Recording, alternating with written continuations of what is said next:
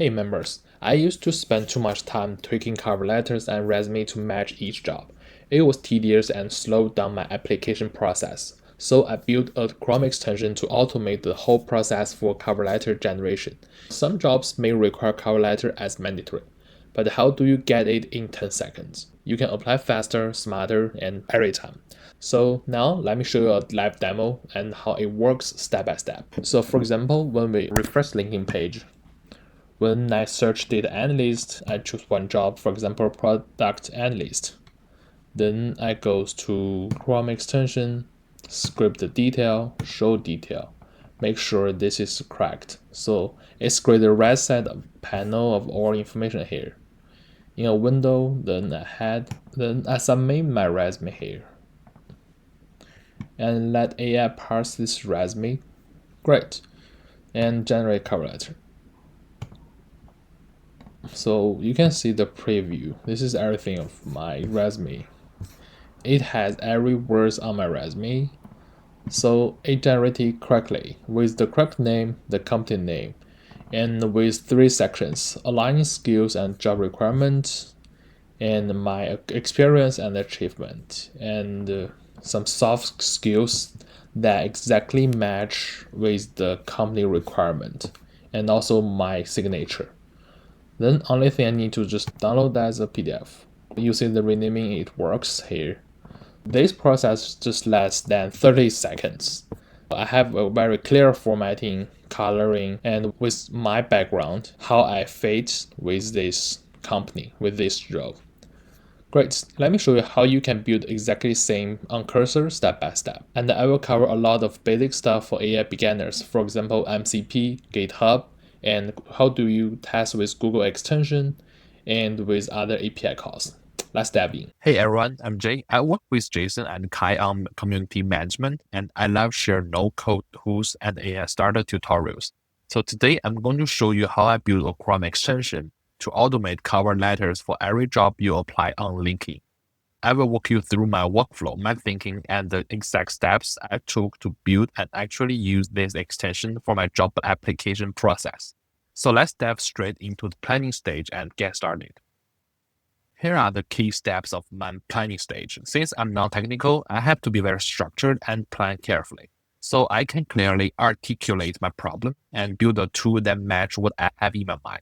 This cuts down on wasted effort and helps with clear communication. So in my case, my biggest pain point is uploading a cover letter every time I apply for a job on LinkedIn. Even though with ChatGPT, I still have to do a lot of times copy-paste for every application. So I break down my ideal workflow to this: script the linking job description, combine with my resume, and automatically generate a customized cover letter ready to upload. No extra manual step. It's an automation workflow. I always start by clearly stating my problem. If you care about the issue, you will have the patience and curiosity to solve it. So if you don't know the problem, you won't get the result you want. So many people from beginners to senior devs, they always get frustrated when tools don't work after a couple of tries, right? But there's no perfect tools. You have to be still curious, keep tweaking, and keep going. You will see my process in Cursor. I'll chat a lot of times for same problem. So at this stage, I will input a customized prompt. This is like meta prompt for a lot of your case. So designed for non-coders, non-tech users like myself.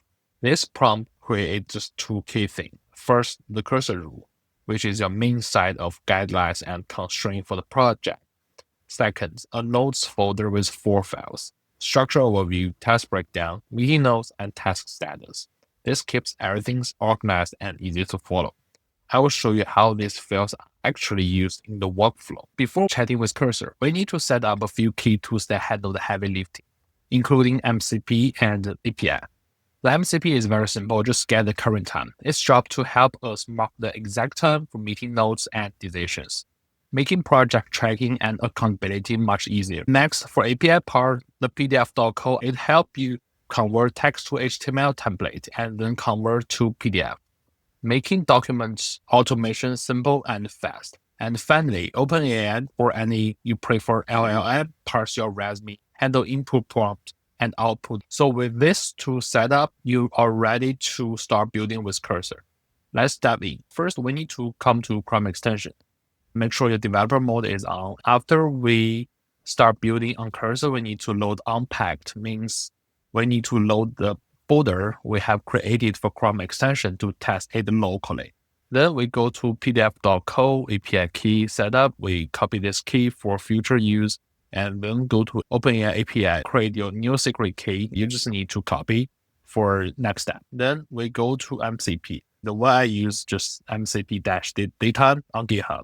Maybe you don't know what is npm, what is source, what is git clone, but you just need to copy this link and go to cursor to set up for you. I will show later in cursor.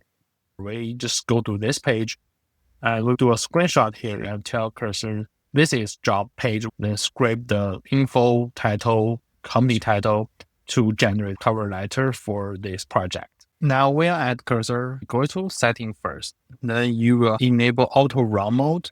Just click this and make sure they are unchecked for several boxes. Only check enable auto run mode. Let cursor control everything. It has MCP. We will prompt with cursor to set up this MCP. Next step is back close. Then you do Command I. Then you have this panel, copy paste the prompt that tell cursor set up the MCP file and give the link about MCP. Great. Close this setting.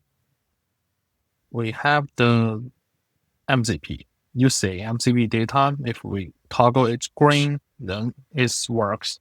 So let's try. So get my local time. Now you see it called MCP2 result. Then get current time. After we set up the feature and MCP, we goes to our panel here. So we just need to start our project. Give the full prompt here. The prompt is 3 parts. First is context goal. It gives all my workflow, my pain points, API setup, tell cursor, create the env file test. Then we give the initial prompt. This initial prompt includes 1 folder and 4 files. Is over 1,000 words, but no worry, you don't need to understand this. Just goes to send it. Then you have the cursor rules. Great. We accept all. You see the meeting notes to be timestamped using MCP tools. Then we go to next steps. Let's start the first version of workflow testing. Make sure user can test the whole workflow after you build it. No actual data needed now. Just simulate and let user evaluate and give feedback. Yeah, this is a fully test first version workflow. Yeah, it shows plan, right? So after shows plan, we turn to Sonemax. We change the model here, implement this loop test workflow for me. Then you see the timestamp is changed, right? So the first thing is start implementing. By having this version history and timestamps, you can check the project very effectively. Then it creates the first important file is called manifest. Google Chrome extension need manifest file to be tested. Great. After you have this, you just need to accept everything here. Then we can go back to the Chrome extension page where load unpacked. We have this project open, we select. Now it's toggled on. You see this here, the change. We just need to go to the linking page to test if that happened. For example, goes to this page, click, first step, scrape job description, scrape. Oh, this is placeholder data. We don't need to worry about this. Upload resume. I put my resume. Great, it's uploading. Generate cover letter. Just get everything here. Download cover letter. Download PDF. Then we can save it. We can just do the screenshot here and tell cursor what we want to focus at this step. Okay, so moving back to cursor, we need to check if everything updated here. So for example, the meeting notes, it said completed in the implementation of simulated workflow testing. Great, right? And it has correct timestamp. That's why we use MCP here. If you want to follow the task list, for example, next step is doing the scraper, that's okay. But if you want to maybe change your mind, do some specific, maybe script other page, you can just tell the cursor.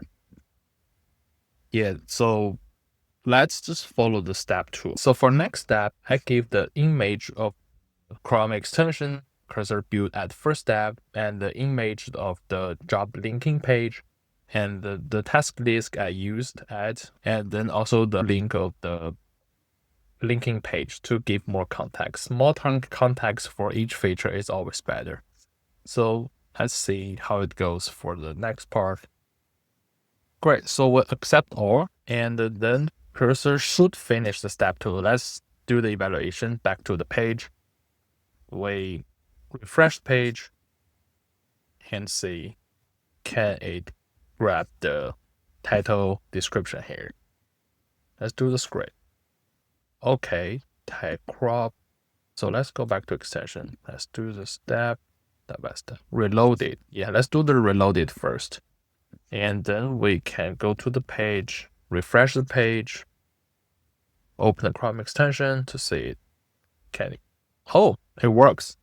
Script. Marketing data analyst and at this company, right? So, but I want LinkedIn to give me more information instead of only the job title and the company title. So how about try another one? For example, script, business data analyst, remote, great. So it means it can dynamically script no matter which job on the page. Our extension can script very well on the title and the company title. But let's tell cursor to also script the job description, because we need the job description here at the right side to finish the cover letter generation. So we need to back to cursor to tell cursor we want to expand feature more, getting more information. Back to cursor, I provide an image that we want to get more information about job description and responsibility part on the right side of the panel. So I tell the cursor what we success here on the step 1 to scrape the title, but want more information. And make sure you have the window to show the information you collected instead of only title and name. Let's see if cursor understands this part. Great. We go back to the page, refresh extension, and come back to linking page. See if the script job detail works. Okay, now it shows the show job details button. All right, I think cursor reduced some stuff here. So let's do another refine because we need more detail. Let's go back to cursor. Still do a screenshot to let cursor know what happened. For example, take a new one. So now you just need to revise a prompt or send a new prompt. Either one works. Great. Since we want to highlight the context window is cool, that I can review and make sure you got all information. So let's see if cursor understands this thing. Great. So cursor just finished this step. This is a pretty regular workflow, like you need to test every time when cursor updates your new feature. So for example, you have the refresh page first, and you go this one, and the one you want, scrape. Okay, great. Now I think cursor just made it. It just have the context window that can scroll up and down, and I can review all detail here.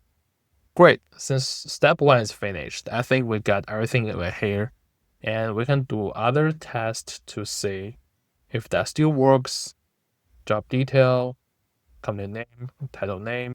There's no problem of this. Since we have finished step 1, I highly recommend you use GitHub Desktop to sync all updates from cursor. This led us to track every change and restore any previous version and easily collaborate with others if you have the large project going on. And I highly recommend all AI builders learn the basic of GitHub for smooth version control. Once you open the GitHub Desktop, just add existing repo, choose your local path. Then add your project here. Click open, add repo. Once you commit again, for example, dated on ages, decide to push to the original remote, it will be pushed to github.com. Click push. It will tell us we don't have this website. Go to GitHub and create a new one. For example, view Okay, we back to GitHub and back to account, new repo. Then, for example, we took this is project name and keep your private, create. Then you just copy paste the link and back to desktop. And you see my desktop here, right here, you should see repo. And then you just repo setting, just put the link here, save. After you save, it means your desktop has connected with github.com remote. So after you push, you can go to history and you can see how many versions you already saved, and you can clearly go back to any version you want. Just ask ChatGPT how to command with GitHub, and you can run in your terminal. Great. So we move to feature 2.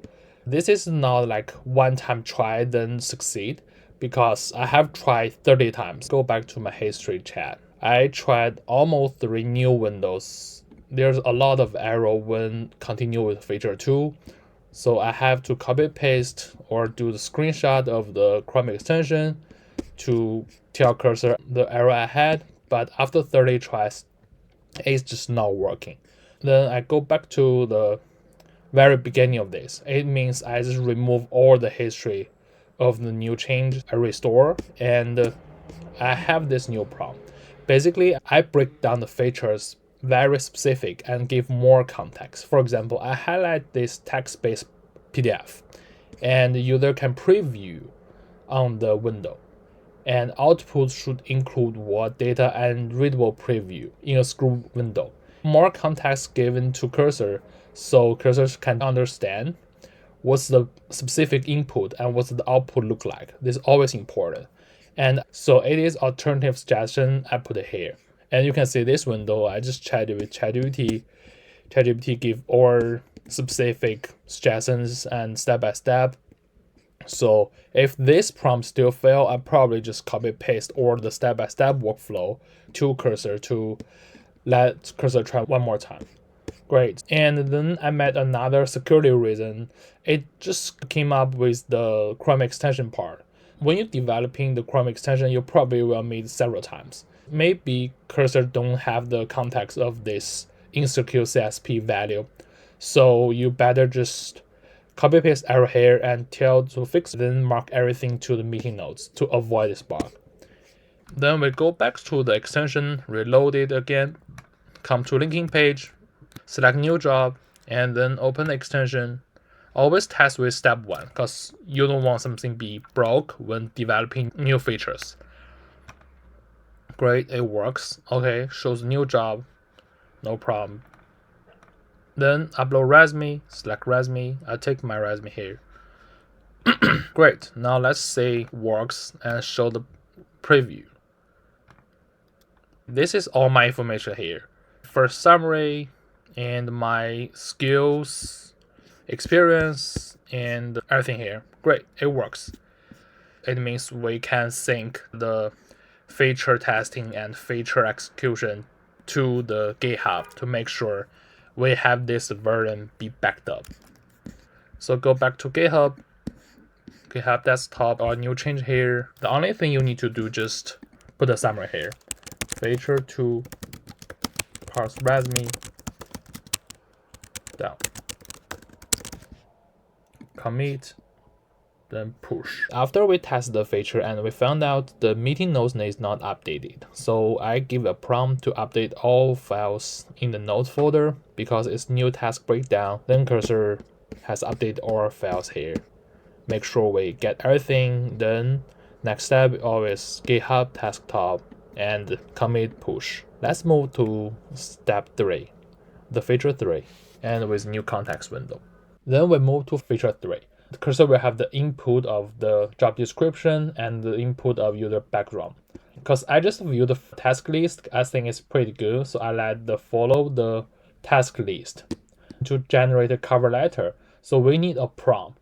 And I design a Lisp language prompt. I will show you later in the community. And I always add something like, do not jump with other features, wait for user feedback. We're just trying to be step by step and be logical. Then give the whole prompt template. We move to the bottom, click send, and we got the result here. And let's see how the results shows on the extension. Back to extension, fresh reloaded. You refresh the page and select any job. So this one, always test with achieved feature. Script 1, script no problem. Select resume, wait a few seconds for parsing. Great, let's show the resume preview. When I click the button, there's some delay, so probably need a little time. Great, let's see my resume all detailed here. Head. Then we generate cover letter to test this feature. Great, it works. Hey, hiring team at Visa. Because I already input the format of template, so it has 3 categories. First, relevant background skills, experience in some field that this job highlights. Next, more highlight on other soft skills, and the signature here, and with my name automatically. So next step, we just focus on download cover letter that will leverage the PDF.co API, and we can see this is mock data right now. So it's really important to let the cursor focus on one feature step by step. Great, let's back to cursor and do the sync with GitHub. All right, then we sync on the GitHub. So we see change, then commit, feature 3, down, feature 3, and notes, down. Let's continue to feature 4. Since feature 3 proved work, then I tell the cursor feedback. So we want move to feature 4. Basically, we just tell the workflow. So use pdf.co, the API, to convert to a downloadable PDF to user local environment and rename. So company name, username, and CV. So we highlight the output is attached image. I always want to let cursor know step 3 has been finished. This is what output look like, and the step 3 output will be input for step 4. So having those kind of workflow prompt, so cursor understand what happened step by step. Let's test with extension. Reload. Still test. Script 1. Oh, refresh the page. Step 1 works. Step 2. Great. Step 3.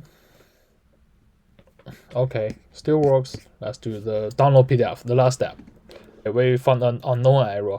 So I highly suggest you just click space and inspect. Inspect means you just open the console log. It tracks the detail of the error. For example, when you unfold them, you see expand credit and renaming successfully with the URL. Status code 200 means the API works. Also, our credit has been deducted. So let's see what error might be. If the link can return a PDF means the API works. Also, it match with 200 code.